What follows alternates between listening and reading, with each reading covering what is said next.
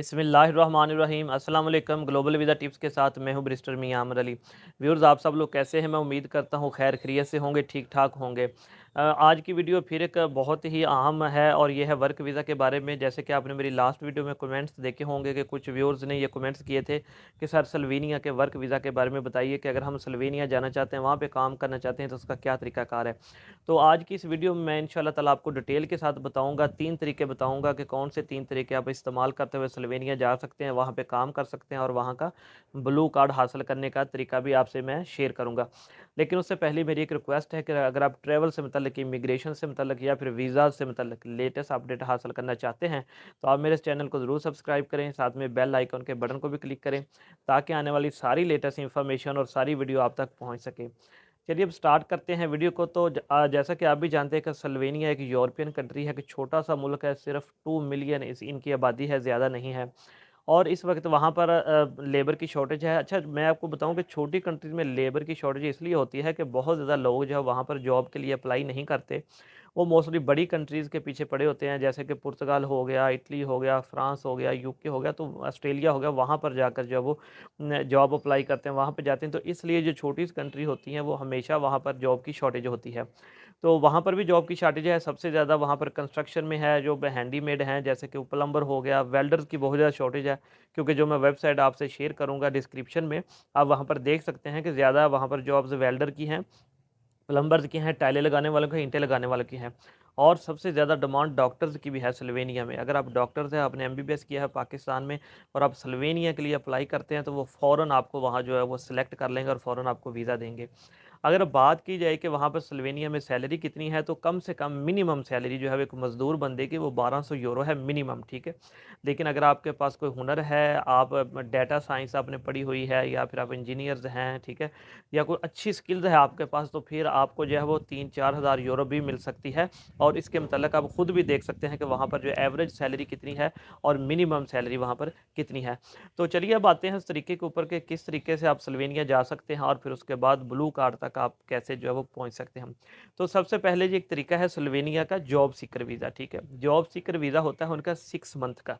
आप उसके बारे में मुकम्मल डिटेल भी दे सकते हैं, मैं नीचे वेबसाइट में लिंक भी शेयर करूँगा, उसमें भी जाकर आप देख सकते हैं जॉब सीकर वीज़ा आपने किस तरह से अप्लाई करना है। पाकिस्तान में स्लोवेनिया की जो वीज़ा एप्लीकेशन प्रोसेस करती है वो है जर्मन एम्बेसी। सबसे पहले तो आपने जर्मन एम्बेसी की लेनी है अपॉइंटमेंट, ठीक है, और उसके बाद फिर आपने वहाँ पर जाकर जॉब सीकर वीज़ा जर्मनी की एम्बेसी जो इस्लामाबाद में है वहाँ पर जाकर आपने वीज़ा अपना अप्लाई करना है। ठीक है जी, ये हो गया नंबर 1 तरीका जॉब सीकर वीज़ा। 6 मंथ के लिए जब वहाँ पर जाएँगे उसके बाद फिर वहाँ पर आप, क्योंकि आपके पास जॉब सीकर ही वीज़ा है कि आपने वहाँ पर जाकर जॉब ही ढूँढनी है, तो आप वहाँ पर जाएँगे, जॉब ढूँढेंगे और जब आपको वहाँ पर जॉब का कॉन्ट्रैक्ट मिल जाएगा तो फिर आप अपने उसी वीज़े को वर्क परमिट या वर्क वीज़ा में कन्वर्ट कर लेंगे। वो वीज़ा 1 साल का भी हो सकता है, 2 साल का भी, ठीक है। इसके बाद अगर आप मुसलसल 5 साल तक वहाँ पर रहते हैं, तो उसके बाद फिर वो आपको अपना ब्लू कार्ड दे देंगे, पीआर दे देंगे। फिर आप यूरोप की जितनी भी 50 या 50 से ज़्यादा 50 कंट्रीज़ हैं यूरोप की, आप सभी कंट्रीज़ में कहीं भी जाकर रह सकते हैं। ऑस्ट्रिया, जर्मनी, फ्रांस कहीं भी जाकर रह सकते हैं और हर जगह पर आपको काम करने की भी इजाज़त होगी। उसके बाद आ जाता है जी दूसरा तरीका। दूसरा तरीका है कि डायरेक्टली आपने वर्क परमिट या वर्क वीज़ा लेना है, तो उसके लिए क्या करना है? मैंने डिस्क्रिप्शन में आपसे कुछ वेबसाइट शेयर की हैं, आपने उन वेबसाइट पर जाना है और जाकर आपने अपने मुतल्लिक़ा अपनी कैटेगरी के मुतल्लिक़ जो आपके पास हुनर है, जो आप काम कर सकते हैं, उसके मुतल्लिक़ आपने जॉब सर्च करनी है। अगर आप किसी होटल लाइन में जाना चाहते हैं, आप वेटरिंग का काम करना चाहते हैं, आप शेफ़ हैं, ठीक है, आप इलेक्ट्रीशियन का काम करना चाहते हैं, आप जो है धोबी तक का, ठीक है, ड्राई क्लीनर तक का काम, हर किस्म की कैटेगरीज़ उसमें दी हुई है। आपने वहाँ पर जाकर सेलेक्ट करना है और जाकर जॉब अप्लाई कर देनी है।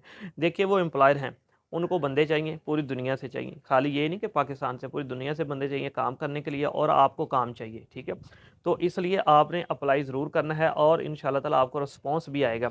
ऐसा नहीं कि लोगों को नहीं मिलते। अच्छा, बहुत से लोग होते हैं वो कहते हैं जी सर 100 बंदा अप्लाई करता है तो 10 को देते हैं। वो बंदे ऐसे होते हैं जो खुद कुछ करने से पहले ही अपने आप को रिजेक्ट करके बैठे होते हैं कि हमें नहीं मिलना।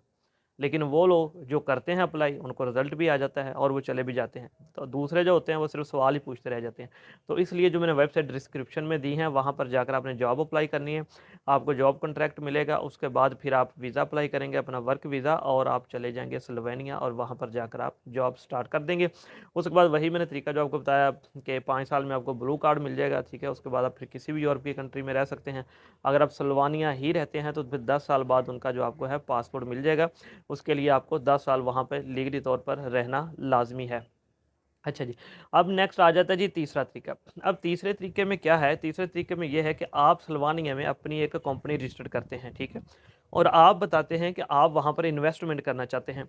अब अगर इस चीज़ को दूसरी कंट्रीज़ के साथ कंपेयर किया जाए तो ये तरीका बहुत आसान है। वो आसान इसलिए है क्योंकि अगर आप यूके की एग्ज़ाम्पल लें तो वहाँ पर 1.5 मिलियन पाउंड आप इन्वेस्ट करते हैं, ठीक है? अमेरिका को $2 लाख आपको इन्वेस्ट करना पड़ता है, ठीक है? इसलिए बाकी कंट्रीज़ में वहाँ पे बहुत ज़्यादा अमाउंट है, लेकिन वहाँ जो स्लोवेनिया ऐसा मुल्क है जहाँ पे सिर्फ़ आपको 50,000 यूरो जो है वो इन्वेस्ट करना पड़ता है। अगर आप उनको बताते हैं कि जी मैं 50,000 यूरो है, मैंने अपनी कंपनी रजिस्टर्ड की है, मैं लाइक आईटी से रिलेटेड सर्विसेज़ देना चाहता हूँ, एसईओ से रिलेटेड देना चाहता हूँ, मोबाइल की एप्लीकेशन, एंड्रॉयड की एप्लीकेशन या वेबसाइट से रिलेटेड सर्विसेज़ देना चाहता हूँ और मैंने अपनी कंपनी बनाई है, तो फिर आप अपनी कंपनी से अपने आप को और अपनी फैमिलीज़ को और अपने वर्कर्स को सबको वीज़ा जो है वो इश्यू कर सकते हैं। तो ये तीसरा तरीका है स्लोवेनिया जाने का, ठीक है? और आप फिर वहाँ पर जाएँ तो उसके बाद फिर आप अपनी कंपनी भी चला सकते हैं, आप जॉब भी कर सकते हैं, आप वहाँ पे बिज़नेस भी कर सकते हैं, रह भी सकते हैं और अपनी फैमिली को भी वहाँ पर ले जा सकते हैं। तो ये 3 तरीके हैं सलवानिया के वर्क वीज़ा हासिल करने के, जो मैंने डिटेल के साथ आपको बताए। देखिए, जब तक आप खुद सर्च नहीं करेंगे, सारा का सारा हम पे वो जो या एजेंट जो हैं उन पे आप डाले रखेंगे, सर आप बताएँ, तो फिर आप कुछ नहीं कर सकते। मैं आपको एग्ज़ाम्पल देता हूँ कि जिस तरह से आईटी से बहुत से लोग पिछले दिनों फ़ारिग हुए, जैसे टेलीनॉर ने की है या दूसरी मोबिलिंक ने की है, ठीक है? तो उन लोगों ने अप्लाई किया बाहर, ठीक है? और उनको वीज़ाज़ मिलकर चले गए। मेरे 2 जानने वाले मेरे फ्रेंड हैं, जिनको टेलीनॉर से जॉब उनकी ख़त्म हो गई।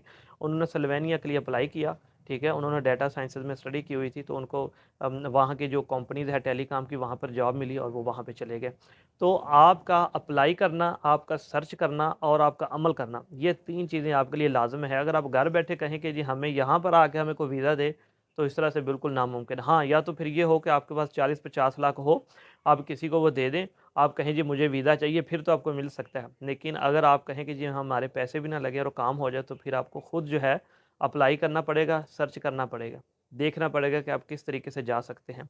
ऐसा नहीं है कि वीज़ा तो बिल्कुल नहीं मिल रहे, अगर नहीं मिल रहे फिर दुनिया का निज़ाम कैसे चल रहा है?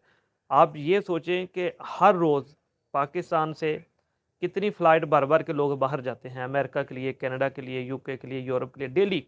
अगर आप 5 दिन पहले टिकट चेक करें, किसी भी मुल्क की, तो आपको नहीं मिलेगी क्योंकि फ़्लाइट फुल होगी। तो कितने लोग जा रहे हैं? आखिर उनके वीज़ाज़ लग रहे हैं तो जा रहे हैं ना, ठीक है? सभी के पास कोई ब्लू पासपोर्ट या ड्यूल नेशनैलिटी तो नहीं है। 90% लोगों के पास नहीं है, उनके पास पाकिस्तानी पासपोर्ट है, तो उनके वीज़ा लग रहे हैं तो वो जा रहे हैं, ठीक है? तो इसलिए आपने पहले से ये नहीं सोच लेना कि जी नहीं लगेगा, आप कोशिश करें, रहनुमाई मैं करूँगा, ये मेरा नंबर आपकी स्क्रीन के ऊपर है, मुझे व्हाट्सएप कर सकते हैं। आजकल चूँकि बहुत से लोग व्हाट्सएप कर रहे हैं, तकरीबन सौवों की तादाद में, ठीक है? 1 घंटे में पता नहीं कितने 100 मैसेजेस आ जाते हैं, तो मुझे काफ़ी टाइम लग जाता है उनका रिप्लाई करने के लिए। दूसरे काम भी होते हैं, आपको पता है कि मैं प्रोफेशनल लॉयर हूँ, वो काम भी मैंने करने होते हैं, ठीक है? फिर एक सेपरेट बिज़नेस भी है। तो मुझे टाइम लग जाता है, लेकिन मैं जवाब ज़रूर देता हूँ। अगर आपने फ़ास्ट आपको जवाब चाहिए तो फिर आप कमेंट सेक्शन में कमेंट कीजिए, मैं उसका जवाब सबसे जल्दी देता हूँ, ठीक है? और व्हाट्सएप का भी देता हूँ, लेकिन उसमें थोड़ा-सा डिले हो जाता है। अगर आपने कॉल्स करनी है तो 4 से 6 के दरमियान में कर सकते हैं। वो मैंने स्पेशल टाइम रखा हुआ है सिर्फ़ यूट्यूब के लिए, जो कि यूट्यूब के लोग जो मुझे कॉल कर सकते हैं। लेकिन उससे पहले आपने वीडियो को मुकम्मल ज़रूर देखना है, क्योंकि बहुत से लोग सिर्फ़ थोड़ी-सी वीडियो देख के मुझे वही इन्फॉर्मेशन पूछ रहे होते हैं जो ऑलरेडी मैंने वीडियो में बताई होती है। तो ये थी जी मुकम्मल इन्फॉर्मेशन स्लोवेनिया के वर्क वीज़ा के बारे में। उम्मीद करता हूँ आपको पसंद आई होगी। एक काम आपने ज़रूर करना है कि इसको आपने शेयर ज़रूर करना है दूसरों के साथ, चाहे व्हाट्सएप पे करें या फेसबुक पे करें, ताकि इन्फॉर्मेशन उन तक भी पहुँच सके। जितने लोग फ़ायदा उठाएँगे, मुझे दुआएँ मिलेगी, आपने शेयर किया, आपको भी दुआएँ मिलेगी। तो मुझे अपनी दुआओं में याद रखिएगा। इंशाअल्लाह ताला एक नई वीडियो के साथ मैं फिर आपकी खिदमत में हाज़िर होऊँगा। अल्लाह हाफ़िज़।